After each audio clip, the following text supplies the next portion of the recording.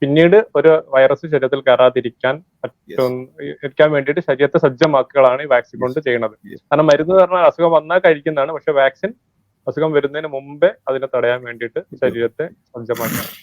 അപ്പോൾ ഞാൻ സ്വാഭാവികമായിട്ട് ഇപ്പൊ ഉണ്ടാകുന്ന സംശയം ഡോക്ടർ, നമ്മൾ വാക്സിൻ എടുത്തിട്ടില്ലെങ്കിൽ ഉണ്ടാവുന്ന ഒന്ന് ഈ വൈറസ് ബാധ തന്നെ ആയിരിക്കും, അതിനപ്പുറത്തേക്ക് എന്ത് കോംപ്ലിക്കേഷൻസ് ആണ് ഉണ്ടാവുക? ഇപ്പോ ഒരു സമൂഹം അല്ലെങ്കിൽ ഒരു കുടുംബം വാക്സിൻ ഒന്നും എടുക്കണില്ല എങ്കിൽ ഉണ്ടാവുന്ന പ്രശ്നം, അല്ലെങ്കിൽ സമൂഹ വ്യാപനത്തില് തടയുന്നതിൽ വാക്സിന്റെ പങ്ക് എത്രത്തോളം?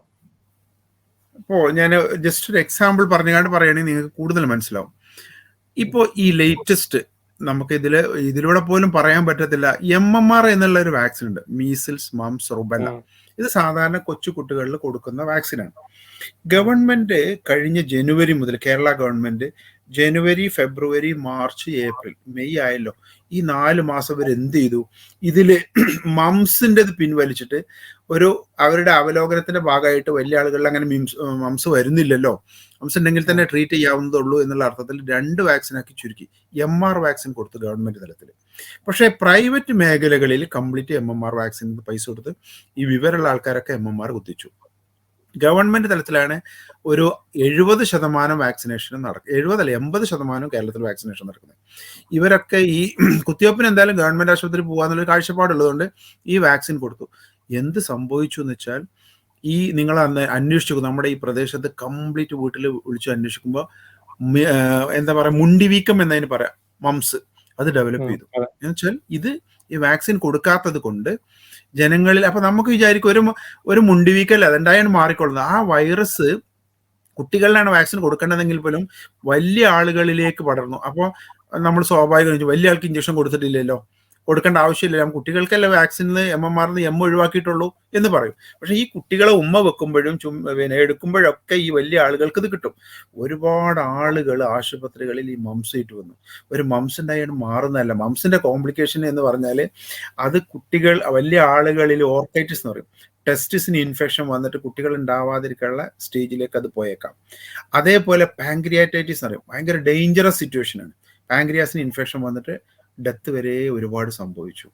എസെപ്റ്റിക് മെനിഞ്ചൈറ്റിസ് എന്ന് പറയും, തലച്ചോറിന് അണുബാധ ഉണ്ടാക്കുക ഈ വൈറസ്. ഇങ്ങനെ തുടങ്ങിയിട്ട് ഒരുപാട് മരണങ്ങൾ അതിന്റെ പേരിൽ റിപ്പോർട്ട് ചെയ്തില്ലെങ്കിലും ഒരു ആശുപത്രി നടത്തുന്ന എന്നെ സംബന്ധിച്ചറിയാം എത്ര രോഗികൾ അഡ്മിറ്റ് ചെയ്യേണ്ടിരുന്നു.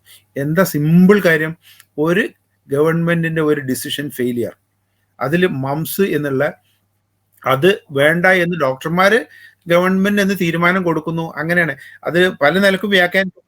ഗവൺമെന്റിന്റെ കയ്യിൽ കാശില്ലാത്തതുകൊണ്ട് MMR M കട്ട് ചെയ്തു എന്നൊക്കെ, അതൊക്കെ പറഞ്ഞ സത്യം എനിക്കറിയില്ല, എനിക്ക് അതിന്റെ സത്യം അറിയില്ല.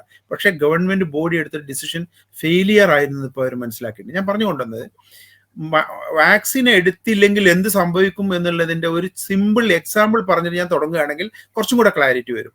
വാക്സിൻ എടുത്തില്ലെങ്കിൽ സത്യം പറഞ്ഞാൽ ഒരുപാട് വൈറസുകൾ ഇവിടെ സമൂഹത്തിലുണ്ട്, അത് പടരും. അത് പടരുക എന്ന് പറയുന്നത് വാക്സിൻ എടുക്കാത്ത ആളുകളെ ബാധിക്കാതെ അങ്ങനെ കുറെ ആളുകൾ പോകുന്നുണ്ടല്ലോ എന്നുള്ളതാണ്. ഒരു കാര്യം നമ്മൾ ഇതുള്ളതെന്ന് വെച്ചാൽ, ഒരു സൊസൈറ്റിയിൽ 80% വാക്സിൻ എടുത്തു കഴിഞ്ഞാൽ ബാക്കി 20% ആളുകൾക്കും അതിന്റെ ഇമ്മ്യൂണിറ്റി കിട്ടും.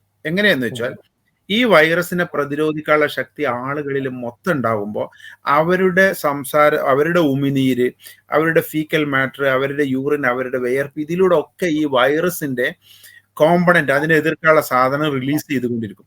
അപ്പൊ ആ സമൂഹത്തിൽ മൊത്തം ഇമ്മ്യൂണിറ്റി 80% ഒരു സമൂഹത്തിൽ വാക്സിനേഷൻ നടന്നു കഴിഞ്ഞാൽ ഹേർഡ് ഇമ്മ്യൂണിറ്റി എന്ന് പറയാം, HEARD, ഹേർഡ് ഇമ്മ്യൂണിറ്റി എന്ന് പറയാം ഡോക്ടേഴ്സ്. ഹേർഡ് ഇമ്മ്യൂണിറ്റി ആ ശരീരത്തിൽ ആ പ്രദേശത്ത് ഡെവലപ്പ് ചെയ്യുകയും മൊത്തത്തിൽ അണുബാധ ഇല്ലാതാവുകയും ചെയ്യും. പക്ഷേ അധികം ആൾക്കാർ എടുക്കാതിരുന്നാൽ എന്താ സംഭവിക്കുക എന്ന് വെച്ചാൽ, എടുത്തവന് രക്ഷപ്പെട്ടു എന്ന് മാത്രം നമുക്ക് പറയാൻ പറ്റത്തില്ല.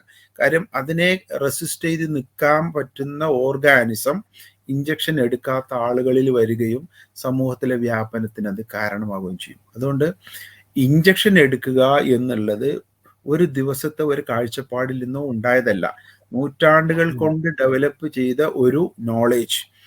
അത് റിസർച്ച് ലെവലിൽ നടത്തിയിട്ട്, പഠനം നടത്തിയിട്ട് ലോകാരോഗ്യ സംഘടന നിശ്ചയിച്ച ഒരു തീരുമാനത്തിന്റെ അടിസ്ഥാനത്തിൽ പോകുമ്പോൾ 1-2 ആളുകൾ നമ്മൾ പറയാണ് അത് ആ ഇല കുത്തിപ്പിഴിഞ്ഞ് കുടിച്ചാൽ അത് കുറയും, ഇത് കുറയും എന്ന് പറയുന്നതിൽ എന്താ അർത്ഥമുള്ളത്? അതുകൊണ്ട് ഇമ്മ്യൂണൈസേഷൻ സമൂഹത്തിൽ എടുത്തില്ലെങ്കിൽ നമ്മൾ ആ സമൂഹത്തിനോട് ചെയ്യുന്ന ഏറ്റവും വലിയ തെറ്റാണ്. നമുക്ക് പടരും, പക്ഷെ നമുക്ക് അസുഖമൊന്നും ഉണ്ടാവത്തില്ല. മറ്റുള്ളവർക്ക് ഈ അസുഖം മറ്റുള്ളവർക്ക് പടർന്നു കൊടുക്കാൻ അതിന് പറ്റും.